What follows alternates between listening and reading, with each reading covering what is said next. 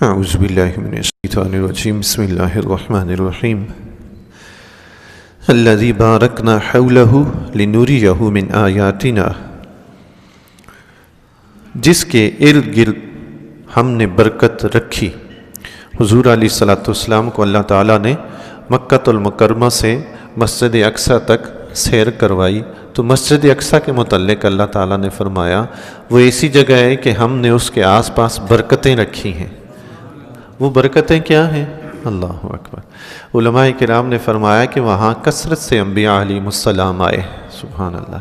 وہ انبیاء علیہ السلام کی جگہ ہے، وہاں انبیاء علیہ السلام کے مزارات ہیں، وہاں انبیاء علیہ السلام پر وحی نازل ہوتی تھی، سبحان اللہ۔ یہ کثرت سے اللہ نے برکتیں رکھی ہیں۔ پتہ چلا کہ جہاں اللہ کے نبی آتے ہیں وہ جگہ برکت والی ہو جاتی ہے۔ اسی کو تبرک کہتے ہیں، اسی کو برکت حاصل کرنا کہتے ہیں۔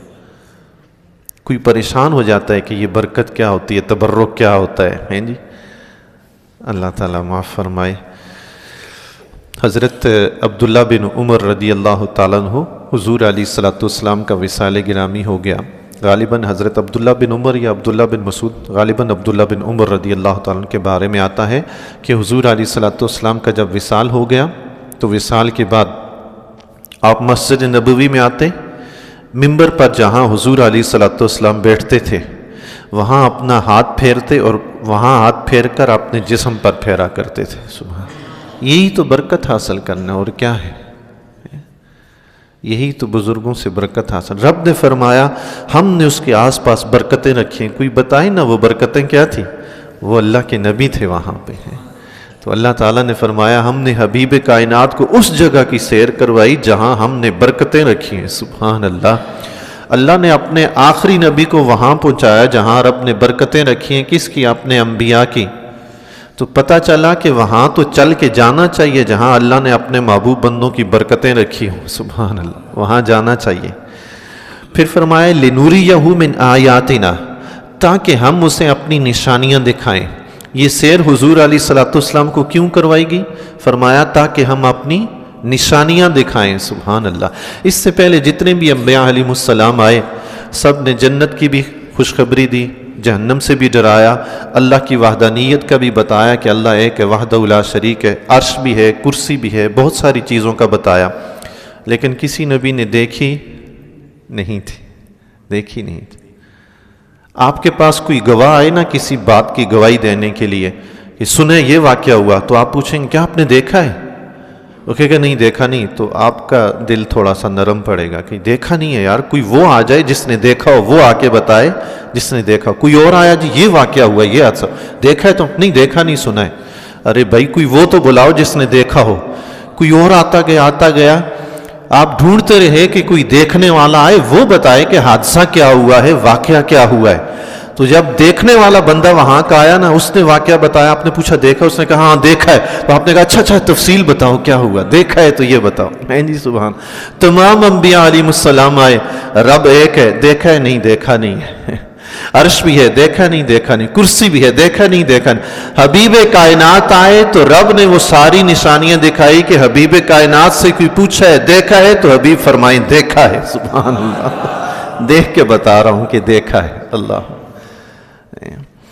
گواہ گواہی دیتے رہتے ہیں، لیکن جب دیکھنے والا آ کر گواہی دے دے تو پھر کسی گواہ کی ضرورت نہیں رہتی۔ جب آخر میں دیکھنے والے نبی آ گئے، انہوں نے دیکھ کر رب کی گواہی دی تو اب کسی نبی کی ضرورت ہی نہ رہی۔ اللہ، کوئی اور نبی کیوں آئے پھر؟ ہے جی اللہ، الیوم اکملت لکم دینکم واتممت علیکم نعمتی، آج کے دن میں نے تم پر اپنا دین مکمل کر دیا۔ جب دین مکمل حضور پر ہوا تو آگے کوئی نبی آئے گا تو کس لیے آئے گا؟ دین تو مکمل ہو گئے۔ اس سے پہلے نبی اس لیے آتے رہے کہ دین مکمل نہیں تھا، اللہ نبی بھیجتا رہا۔ جب دین مکمل ہو گیا نبیوں کا دروازہ ہی بند ہو گیا۔ چلے سبحان اللہ، اب کوئی مرزا قادیانی اٹھے یا کوئی دوسرا تیسرا اٹھے، اب کوئی نبی نہیں بن سکتا، نبوت کا دروازہ بند، خلاص۔ لنریہ من آیاتنا، تاکہ ہم اسے اپنی نشانیاں دکھائیں۔ تو حبیب کائنات صلی اللہ علیہ وسلم اللہ کی مخلوق میں وہ واحد ہستی ہیں جنہوں نے دیکھ کر گواہی دی ہے، سبحان اللہ۔ باقی سب نے سن کر گواہی دی، حبیب کائنات نے دیکھ کر گواہی دی ہے، سبحان اللہ۔ تو اللہ نے اپنی نشانیاں دکھائی پھر پوری دنیا دکھا دی، ساری کائنات دکھا دی۔ جب خدا خود نہیں چھپا تو پھر پیچھے بچا کیا ہے؟ جی سبحان اللہ۔ رب کائنات نے خود اپنا جلوہ دکھا دیا تو پھر اور کیا چیز ہے جو حضور نہ دیکھ سکتے ہیں؟ جی سبحان اللہ، سب دیکھا اللہ کے نبی نے۔ یہ جن ایام میں معراج ہوئی تھی نا، یہ وہ دور تھا حضور علیہ الصلوۃ والسلام کا جب کفار مکہ نے آپ کو بے حد ستایا تھا۔ حضور علیہ الصلوۃ والسلام مکہ چھوڑ کے طائف کی وادی میں اسلام کی تبلیغ کے لیے گئے، اور طائف والوں نے آپ کے ساتھ جو سلوک کیا وہ بھی آپ کو پتہ ہے، پتھر مار مار کے لوہ لوہان کر دیا۔ قربان جائیے آقا علیہ الصلوۃ والسلام کے اخلاق کریمانہ پر، آپ کی رحمت پہ قربان جائیے۔ پتھر مار کر لوہ لوہان کیا گیا، اور اس کے باوجود پوچھا گیا کہ حضور چاہیں تو پہاڑوں کو ملا کر ان کو ختم کر دیا جائے۔ حضور نے فرمایا نہیں، یہ نہیں تو ان میں سے کوئی ہوگا اللہ کا ماننے والا ہے، سبحان، ان کی نسل میں سے کوئی ہوگا، میں یہ نہیں چاہتا۔ اللہ اللہ، ایسے رحیم و کریم نبی۔ تو حضور علیہ الصلوۃ والسلام بے حد رنجیدہ تھے، آپ کے دل پہ نا بڑا صدمہ تھا کہ یہ کفار کس طرح کا سلوک کرتے ہیں اور حقیقت مانتے نہیں ہیں۔ تو رب کائنات نے آپ کی وہ پریشانی، وہ رنج دور کرنے کے لیے آسمان پر بلا کر اپنا جلوہ دکھا دیا۔ سبحان اللہ، حبیب کی وہ ساری پریشانیاں جاتی رہی۔ کوئی بندہ از حد پریشان ہو نا، پھر اسے کوئی سب سے بڑی خوشی مل جائے، وہ ساری پریشانیاں بھول جاتا ہے، سبحان، ختم ہو جاتی ہیں۔ تو حبیب کائنات کو کفار نے جتنا رنجیدہ کیا تھا، رب کائنات نے اپنا جلوہ دکھا کے حبیب کو اتنا خوش کر دیا۔ سبحان اللہ، ساری پریشانیاں جاتی رہی۔ تو اس رات رب نے اپنی نشانیاں دکھائی۔ تفسیر روح المعانی میں لکھا ہے کہ حضور علیہ الصلوۃ والسلام کی جو معراج ہوئی اس کے 5 مراحل تھے۔ پہلا جو مرحلہ تھا وہ مسجد حرام سے مکہ مکرمہ سے مسجد اقصیٰ تک تھا۔ یہ سیر اللہ تبارک و تعالی نے حضور علیہ الصلوۃ والسلام کو براق پر کروائی ہے۔ پھر دوسرا مرحلہ تھا وہاں سے آسمان دنیا تک، یہ حضور علیہ الصلوۃ والسلام نے نور کی سیڑھی کے ذریعے طے فرمایا۔ تیسرا مرحلہ آسمان دنیا سے 7ویں آسمان تک تھا، یہ اللہ کے نبی نے فرشتوں کے پروں پر طے فرمایا۔ چوتھا 7ویں آسمان سے سدرۃ المنتہا تک تھا، یہ حضور علیہ الصلوۃ والسلام نے جبریل امی کے پروں پہ طے فرمایا۔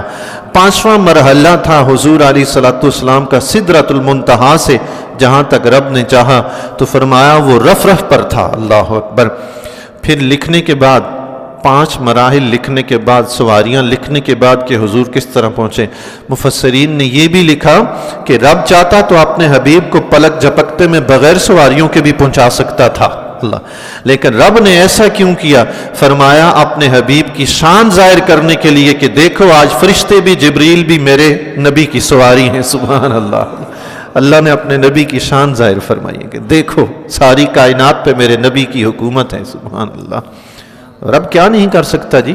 آصف بن برقیہ سے ملکہ بلقیس کا تخت پلک جھپکنے میں اٹھوا لیا، وہ اپنے حبیب کو پلک جھپکنے میں وہاں نہیں پہنچا سکتا؟ پہنچا سکتا ہے، مگر یہ شان محبوبی دکھانی تھی دنیا والوں کو، ہے جی۔ سبحان اللہ، انہ هو السمیع البصیر، بے شک وہی سنتا دیکھتا ہے۔ سبحان اللہ، بے شک وہی، وہ کون؟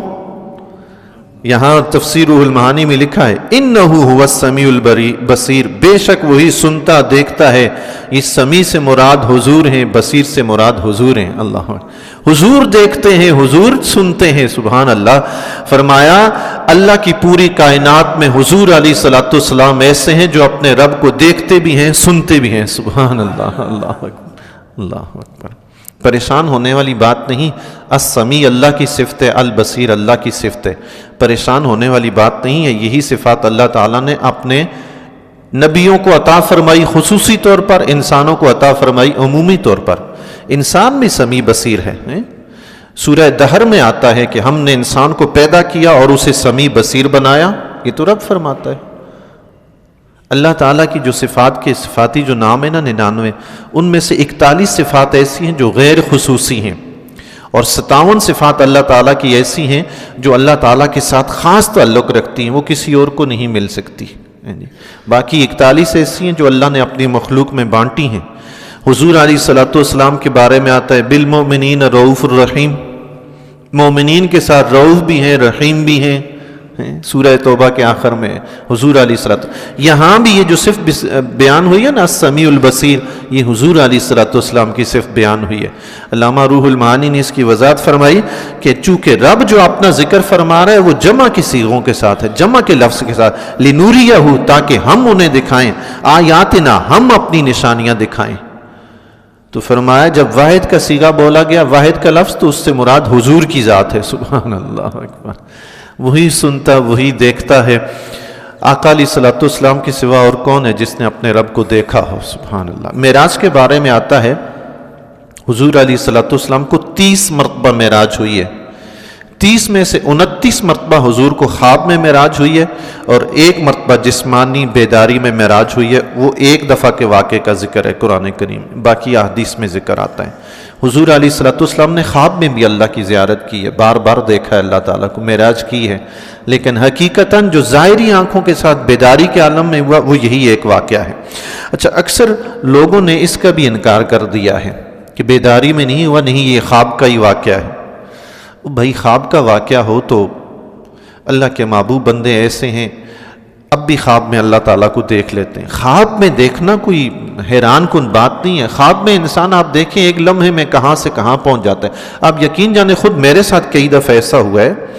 ہمارے استاذی المکرم دوران سبق پڑھاتے ہوئے مفتی صاحب ہمارے بزرگ تھے، کبھی کبھی ان کو نیند آ جاتی، ہم پڑھنے کے لیے جاتے تو فرماتے مجھے تھوڑا سا آرام کرنے دیں، ہم کمرے سے باہر چلے جاتے۔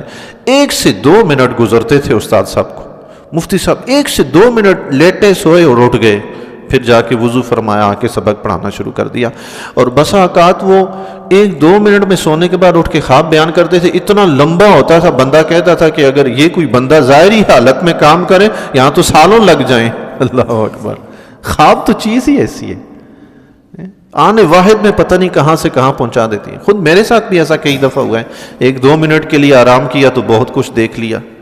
تو خواب تو کفار مکہ نے جو شور مچائے وہ خواب پہ نہیں تھا، وہ تو حضور نے بیان فرمایا کہ حقیقت میں دیکھا ہے، اس پہ شور مچایا تھا۔ اللہ اکبر، تو یہ ان کا شور مچانا ہی اس بات کی دلیل ہے کہ حضور نے حقیقت میں دیکھا ہے۔